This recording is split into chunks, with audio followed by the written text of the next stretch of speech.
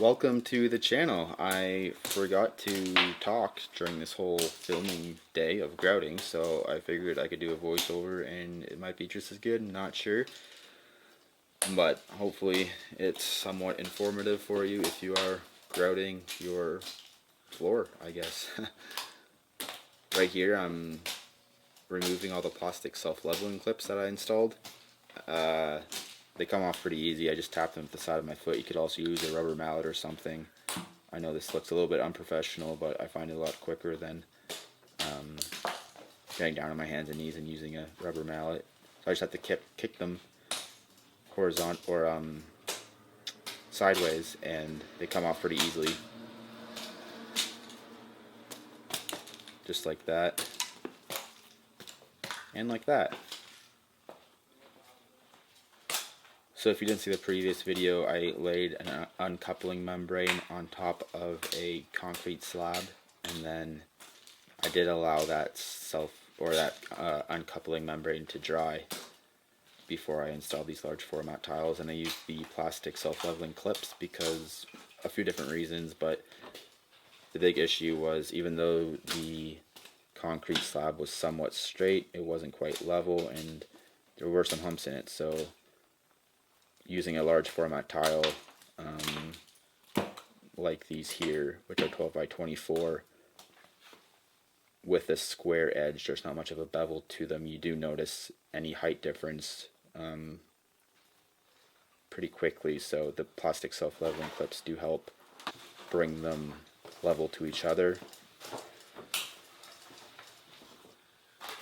and just makes the job go a lot cleaner too if you use them correctly.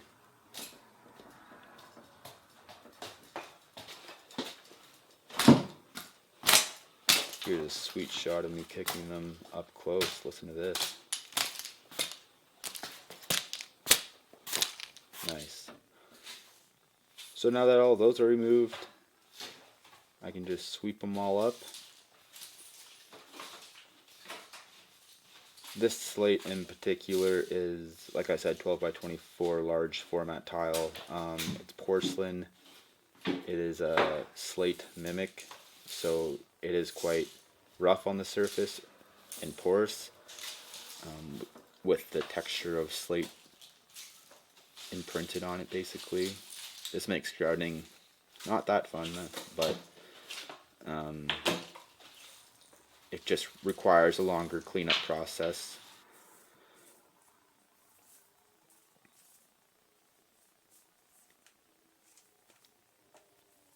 So I just sweep all my self-levelers into a pile like this, and I can actually reuse the yellow wedges for the next job. So I just sort them out, remove the wedges from the clip system, and then the white clips, the tabs can just be thrown out. They're garbage because the feet of them are left behind under the tile. But all the wedges, like I said, I can keep for the next job.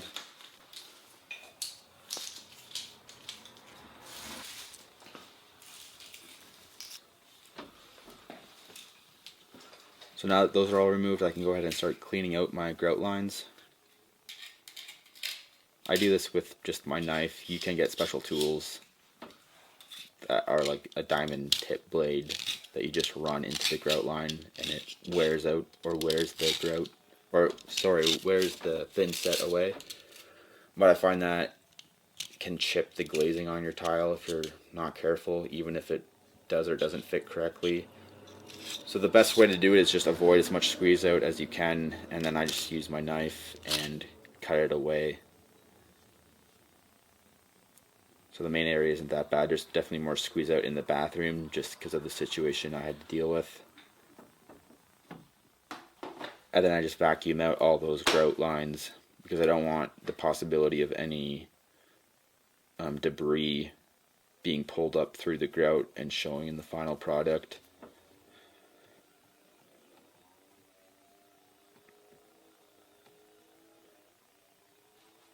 So now the grout lines are cleaned out, I'm going to wash all my tiles. This is separate from hydrating them, which you should do anyways before you grout. but I just want to make sure all my grout lines are clean. And because it is a rough textured surface, I want to make sure there's no dust or anything sitting on the tile that I could pull into my black grout we're using. So it's definitely an extra step to do it like this, but it gives me peace of mind knowing that my cleanup will go a lot easier and the actual application of my grout will be a lot smoother if I know that I have a clean surface to work off of. So I just zip along here and clean it all up. Now I'm ready to grout.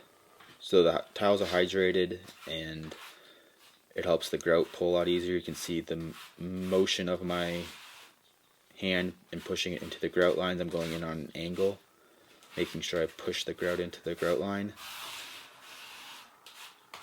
Sometimes you have to work it a few different ways. And then I pull it off with my float at a 90.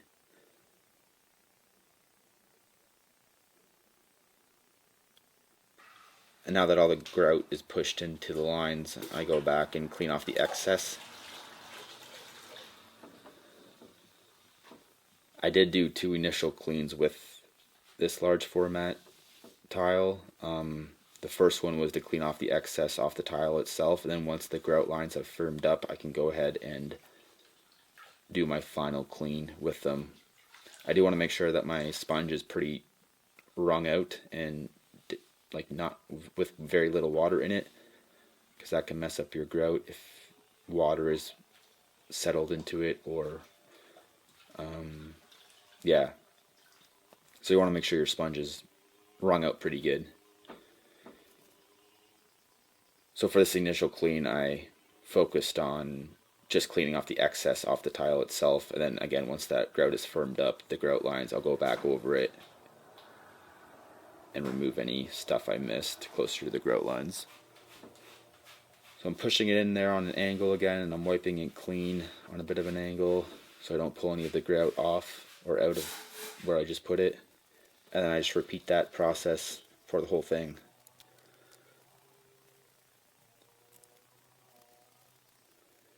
So here you can see at the top portion of the tiles, I've grouted everything there, and I've rehydrated where I'm working at right now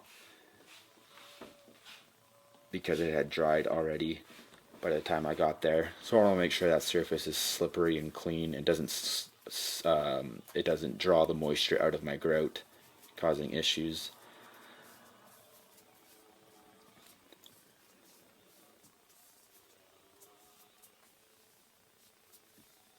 So it's pretty much just a repeated motion I'm doing here.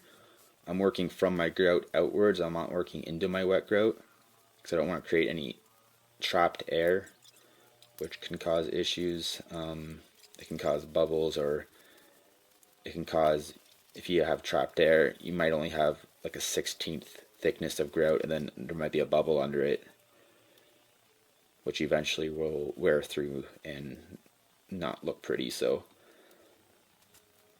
I'm working as far as I can, and then I've noticed that my grout that I just installed is starting to dry on the top, so I'm going to go back over there and clean that up before it dries too much and it's impossible. There are grout haze removers that you can use, but like, you want to avoid doing that. So here I'm cleaning off all the excess. I think I'm also checking to see if my grout lines have firmed up so I can do the final clean as well. But I think this is just the first initial clean that I do. And then I go back over to where I'd finished grouting, pick up where I left off, and finish that small space here.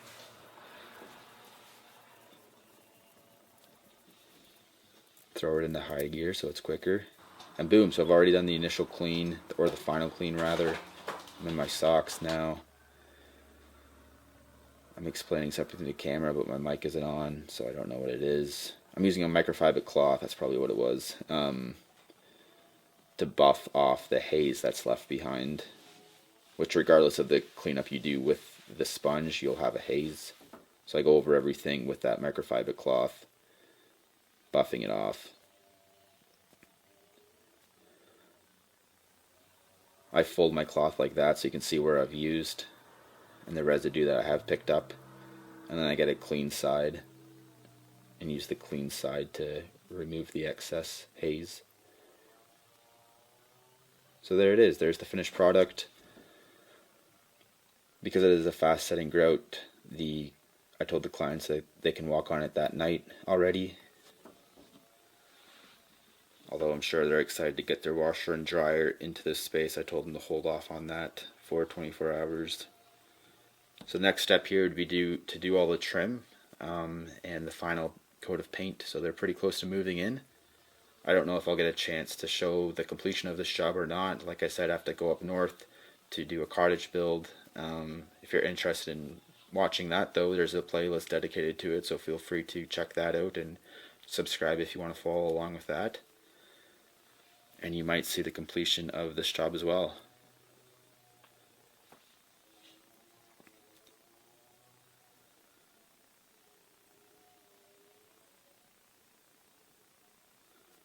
So that's going to do it for this video. Hopefully I do come back and finish it so you can see it to completion. I'll probably end up tiling the shower as well and then doing all the trim work possibly, so stay tuned for that, and I'll see you in the next video. Thanks for watching.